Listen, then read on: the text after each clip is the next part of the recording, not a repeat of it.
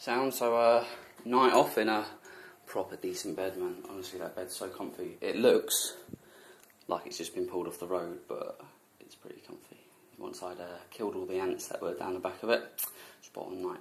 But I was gonna have another day off, but I got an email from Standard Chartered, and they're expecting me on Friday. So it's 200 miles away, and I thought I could have another night here, and then knock out 5 days or 40 and be there on the day or just before. But then I thought, you know what, I need to go in to Bangkok a little bit early, buy some shorts, you know, buy some clothes, because all my stuff's wrecked, absolutely wrecked, damp and stinking. So I'm going to leave today, 40 miles, get there Wednesday, Thursday, and then relax and go into Standard Chartered on Friday. So that's what this week's going to be about. So 200 odd miles, Standard Chartered Bangkok, so let's go.